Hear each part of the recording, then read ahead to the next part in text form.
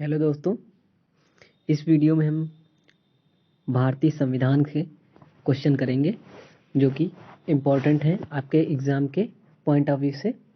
UPSSC, पेट और भी exam में आ सकते हैं। जो भी आप कंपटीशन एग्ज़ाम की तैयारी कर रहे हैं सबके लिए इम्पोर्टेंट क्वेश्चन है।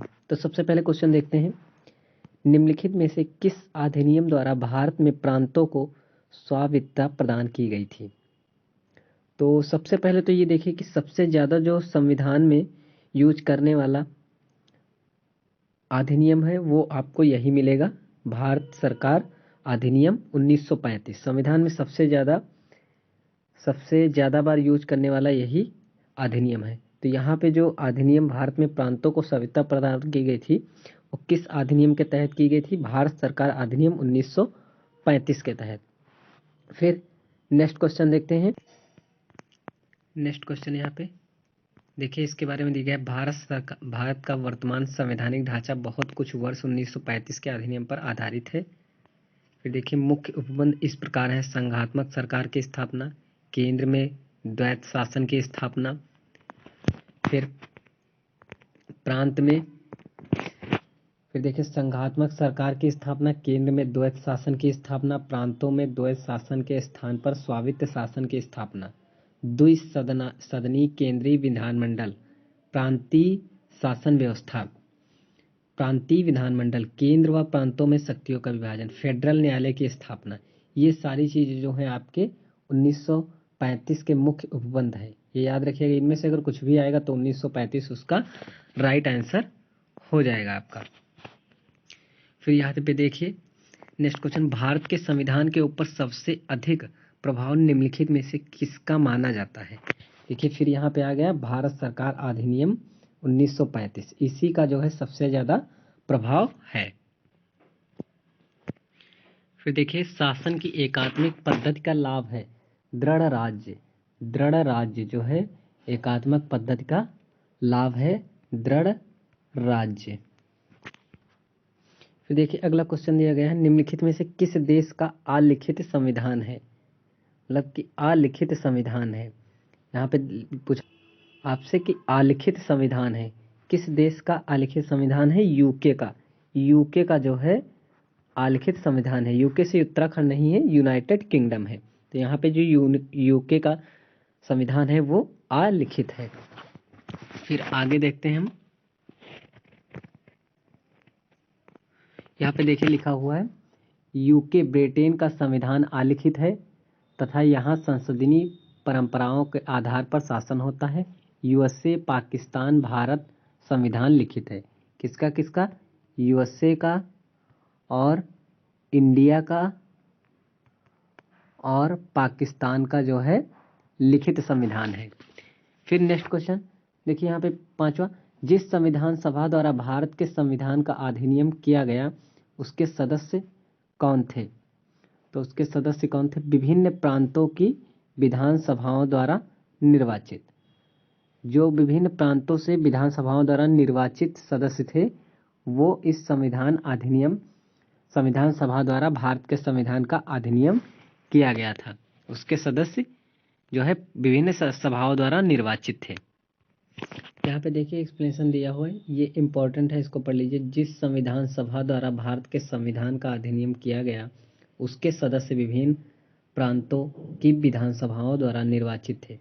कैबिनेट मिशन की संस्तुति पर भारतीय संविधान का निर्माण करने वाली एक संविधान सभा का गठन दिसंबर, ये होगा आपका 9 दिसंबर 1946 को, 9 दिसंबर 1946 में किया गया, जिसकी कुल सदस्यों की संख्या, कुल सदस्य 389, जिसमें 292 सदस्य ब्रिटिश प्रांतों से थे, याद रखिएगा, प्रांतों की विधानसभाओं द्वारा निर्वाचित थे, और 4 सदस्य चीफ कमिश्नरी क्षेत्र से थे, जिसमें 93 सदस्य देसी रियासतों से थे। 93 थे देसी रियासतों से, और टोटल कितने थे? 389।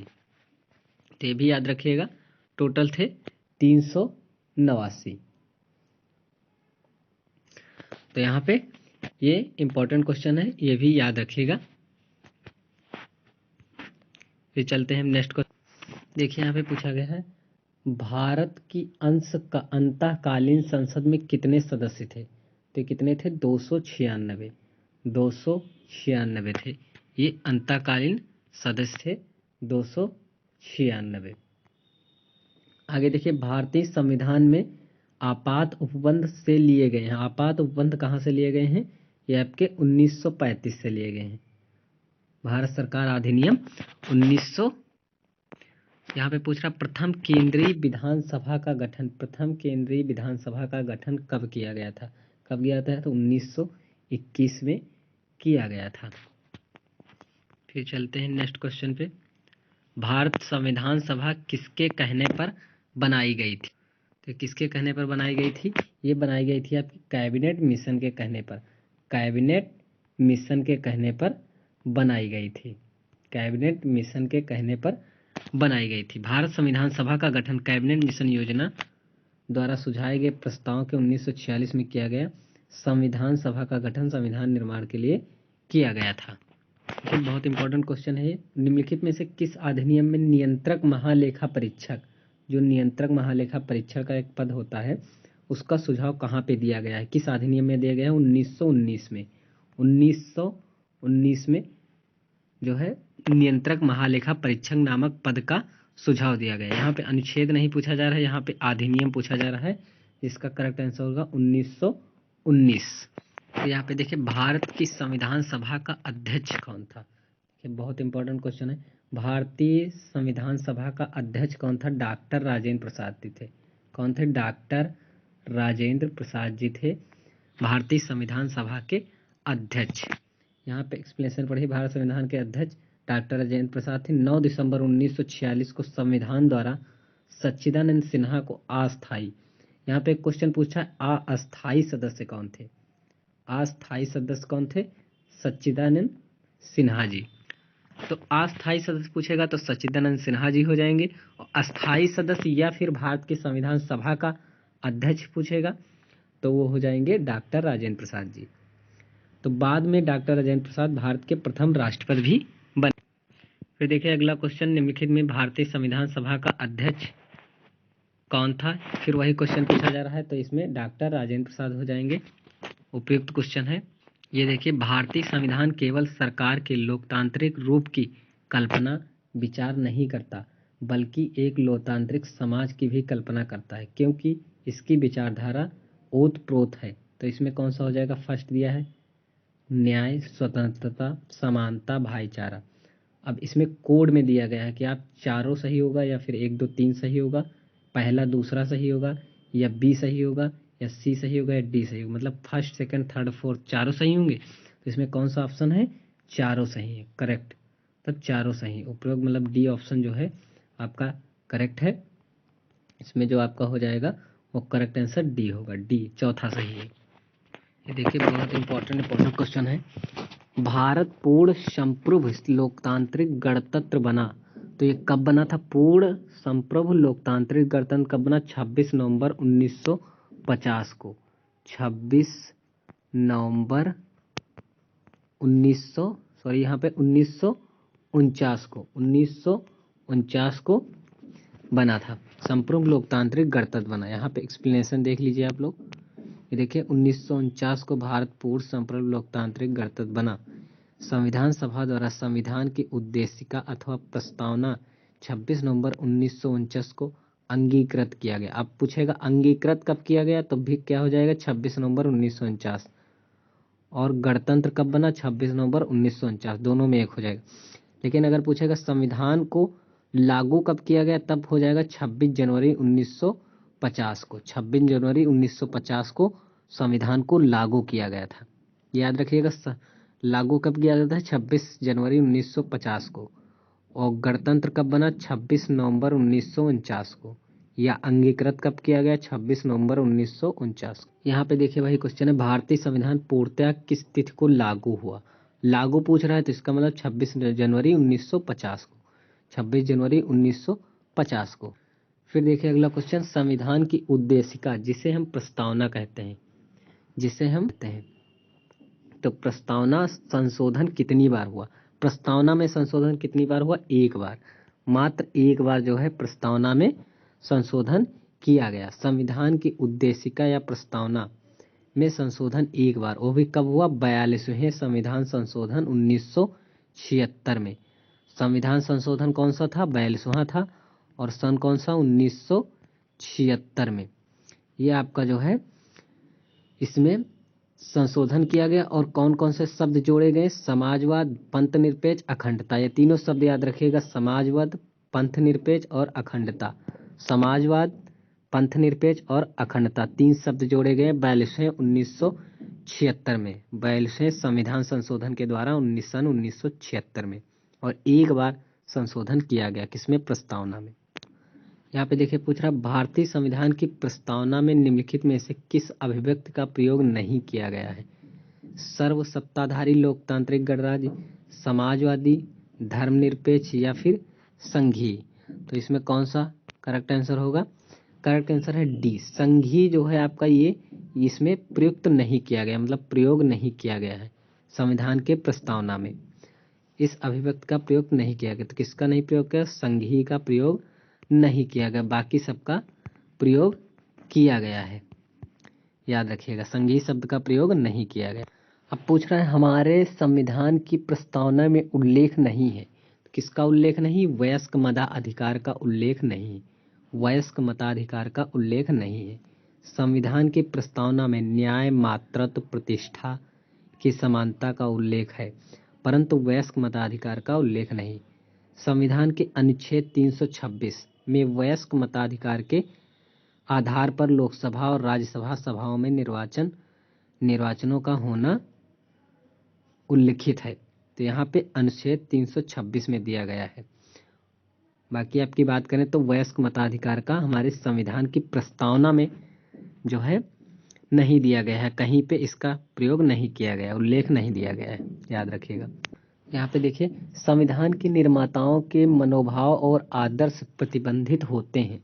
कहाँ पे प्रतिबंधित होते हैं? मूल अधिकारों में या फिर राजनीतिक सिद्धांतों में, उद्देशिका में या मूल कर्तव्यों में। तो कौन सा इसमें करेक्ट आंसर होगा? यहाँ पे सही आंसर आपका जो है वो है उद्देशिका में। किसमें? उद्देशिका, जिसे हम क्या बोलते हैं? प्रस्तावना, या इंग्लिश में बोलते हैं प्रेम्बल।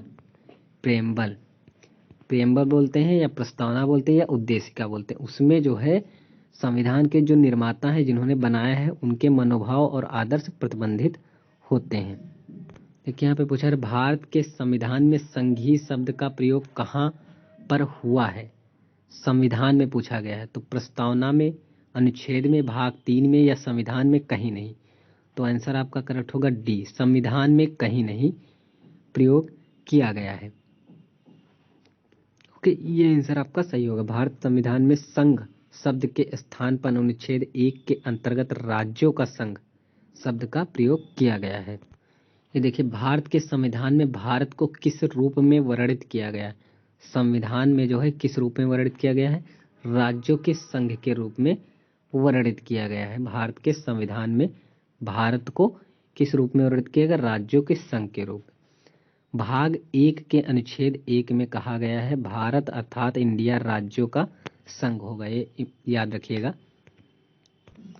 ये देखिए 52 नंबर, निम्न में कौन सा संशोधन अधिनियम मिनी संविधान मोस्ट इंपॉर्टेंट क्वेश्चन, मिनी संविधान किसे कहा गया है? 42वां संविधान संशोधन 1976, जिसमें प्रस्तावना में संशोधन किया गया था, उसे क्या कहा गया है?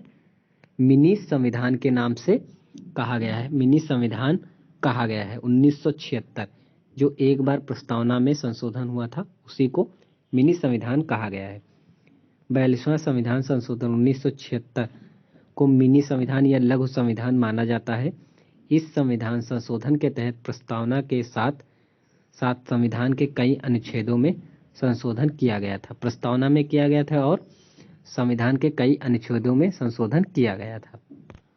भारत में एकल नागरिकता की अवधारणा अपनाई गई है। एकल नागरिकता कहाँ से ली गई है? एकल नागरिकता ये आपकी ली गई है इंग्लैंड से।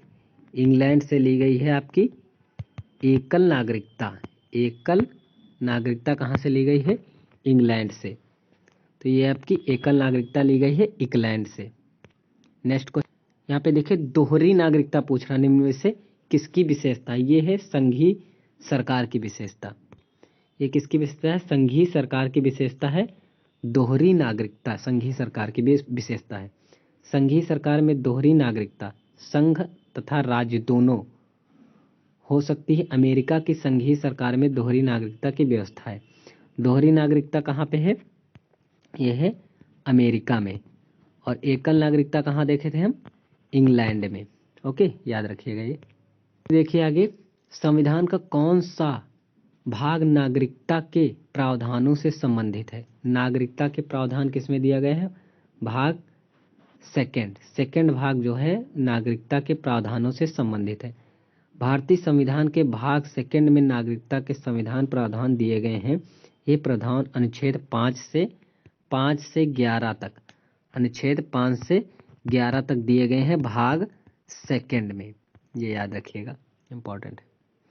अब जो है हम नेक्स्ट क्लास में आगे के क्वेश्चन करेंगे। ये बहुत इंपॉर्टेंट क्वेश्चन है संविधान से रिलेटेड, आप लोग इनको कर लीजिएगा। और वीडियो अच्छा लगा हो तो लाइक कर दीजिएगा और ज़्यादा से ज़्यादा फ्रेंड्स में शेयर कर दीजिएगा। जो भी यूपीपीएससी पेट का एग्ज़ाम या आने वाले कोई भी एग्ज़ाम दे रहे हैं जिसमें पॉलिटी जीएस मतलब पूछा जाता है, वो सारे के लिए इम्पोर्टेंट है ये क्लास। सो थैंक यू, मिलते हैं नेक्स्ट क्लास में।